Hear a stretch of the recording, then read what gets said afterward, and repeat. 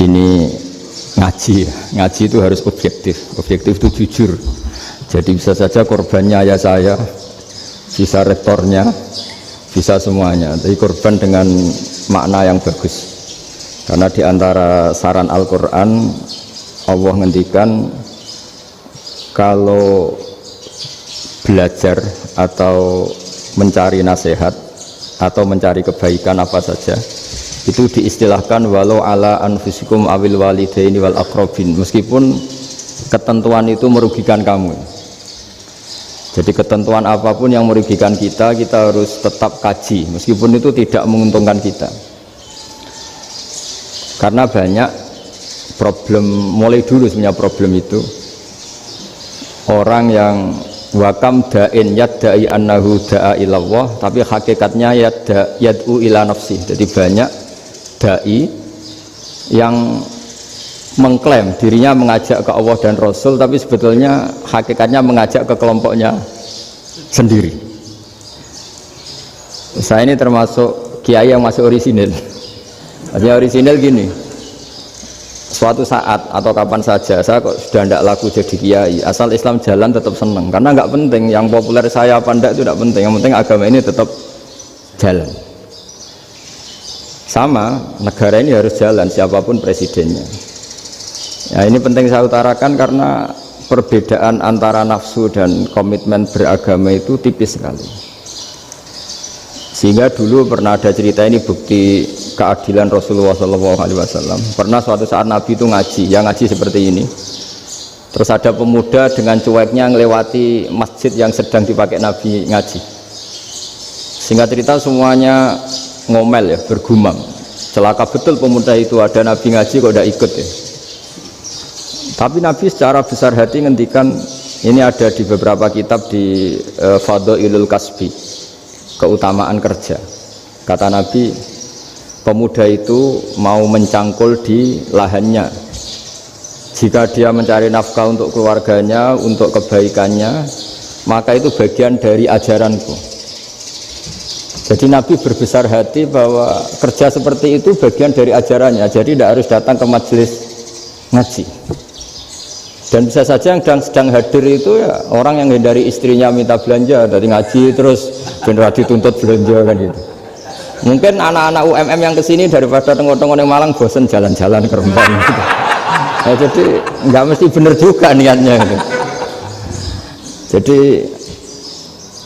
ya sama itu. Jadi kalau di dunia kiai yang masih orisinil itu nafsu itu benar-benar dilatih.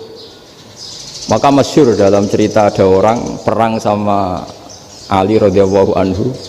Ketika perang ini sangat semangat, tapi ketika orang itu meludahi dan Sayyidina Ali ini tersinggung karena diludahi, Sayyidina Ali langsung angkat tangan, sudah perangnya nggak usah diteruskan karena saya marah sama kamu sekarang demi nafsu karena kamu meludahi saya, padahal saya tadi motifnya demi Allah dan Rasul. Jadi sangat tipis bedanya kita emosi karena diri kita dan emosi karena Allah dan Rasul.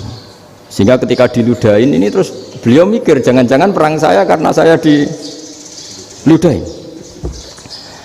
Nah yang hilang dari peradaban modern adalah Allah itu tidak begitu hadir di hati kita. Saya sering cerita di mana-mana, teks hadis itu sebenarnya berbunyi gini, ini hadis sahih. Mangka na yu'minu billahi wal yaumil akhir fal yukrim jarohu. Ada yang fal yukrim jarohu dhaifahu, ada yang fal yakul khairan aw yasmut. Siapa yang iman dengan Allah dan Rasul maka harus memuliakan tetangganya, memuliakan tamunya. Dulu itu ada seorang ulama dipanggil anak muda, dibully terus sekarang. Wahai kiai, datang ke rumah saya. Datang kiai itu. Setelah sampai ke rumah orang itu, silakan kiai kembali ke rumahnya, saya tidak butuh kiai.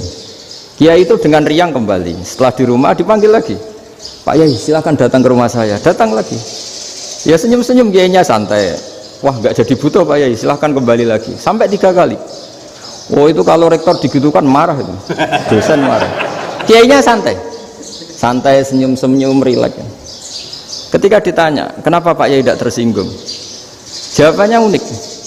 anak muda, saya ini senang sekali nuruti perintah Allah, disuruh menghormati tetangga, sehingga ketika Anda manggil ya saya datang, ketika Anda nyuruh pulang ya saya pulang. Saya senang sekali nyenangkan tonggo, dan itu perintah Allah, jadi tidak ada hubungannya dengan kamu. Wah, pemudanya nangis minta dimaafin. Kalau kita kan enggak, kita ini dosen, kiai, mungkin kita doktor, mungkin kita profesor, tapi kita ini sering didikte oleh orang bodoh. Kalau orang bodoh itu jengkel, lo kita ya jengkel. Lo kamu jengkel, dijengkelkan orang bodoh itu namanya terdikte. Itu bodoh apa pinter? Wah, itu tidak pinter sama sekali. Kalau betul-betul kamu pinter, hanya bisa didikte oleh Allah Subhanahu wa ta'ala. Jadi antara hukum Allah apa? Wa ahsin man asa'a ilaika, berbuatlah baik sama orang yang berbuat buruk sama Anda. Itu dikteannya Allah. Kalau dikteannya orang-orang bodoh kayak dimangkel ben mangkel, terus kamu mangkel, itu bodoh apa pinter? Nah, problem kita kekinian adalah wong pinter, wong bodoh itu podo-podo bisa didikte oleh sekelilingnya. Sekaruan wataknya perempuan seperti itu, wataknya anak-anak seperti itu, kita didikte. Anak-anak jengkelin kita mangkel, berarti kita didikte oleh orang bodoh. Makanya agama itu unik, kadang ngendikan wa ahsin man asa'a ilaika, kadang wasil man qata'aka, sambunglah orang yang memutus kamu. Karena dengan demikian kita hanya didikte oleh Allah Subhanahu wa ta'ala, bukan didikte oleh hukum sosial. Cara Jawane nak ngapiki tangga sing apik akeh tunggale. Berbuat baik sama yang berbuat baik pada kita itu, mbok orang fasik ya seperti itu, maling ya seperti itu, sama. Tapi kalau berbuat baik sama orang yang berbuat jelek sama kamu itu baru luar biasa. Dan memang teksnya hadis wa ahsin man asa'a ilaika, berbuat baiklah sama orang berbuat buruk sama kamu. Jadi nggak boleh orang didikte. Makanya ngaji di sini diantaranya saya akan cerita dalam sebuah hadis sahih, dalam hadis hasan yang diriwayatkan Imam Tirmidzi, ada kalimat dari Rasulullah SAW. Dawe Nabi, la takunu imma'atan taquluna in ahsanan nasu ahsanna wa in zalamu zalamna walakin watti'u anfusakum in ahsanan nasu antuhsinu wa in asa'u alla tazlimu. Kamu jangan jadi orang yang mudah diombang-ambingkan oleh orang sekeliling kamu, yaitu kamu mengatakan jika orang baik ke saya akan baik, jika orang buruk ke saya juga akan membalas buruk. Itu namanya Anda didikte. Tapi berkomitmenlah kamu akan berbuat baik meskipun orang lain berbuat buruk. Nah sekarang logika sosialnya begini, kalau di Indonesia itu ada 1000 kiai, ada 1000 profesor yang ingin membenahi Indonesia, rata-rata orang awam itu semau gue, terus mereka mendikte kita, perilakunya agak simpatik, perilakunya jengkelin, terus 1000 profesor ini ikut jengkel, itu kira-kira jadi solusi apa goblok bareng? Sama 1000 kiai ini ikut jengkel, ini jadi solusi apa goblok bareng? Goblok bareng. Nah problem sekarang kita ini biasa didikte orang bodoh. Nah makanya ciri khas orang muslim itu kata Nabi, mangkana yu'minu billahi wal yaumil akhir, jadi baik tetangga karena perintahnya Allah dan Rasul. Pentingnya apa? Bedanya karena berbuat baik ini perintahnya Allah, mbok tonggo apik lah kita tetap apik karena perintahnya Allah dan Rasul. Begitu juga dengan hubungan dengan istri, dengan anak. Mbok bojomu lagi cerewet lah ya tetap apik. Karena dengan cara itu kita hanya tunduk kepada Allah dan Rasul. Tapi kalau kamu, istri saya kalau baik ya saya baik, kalau enggak ya enggak, berarti Anda didikte oleh perilakunya dia.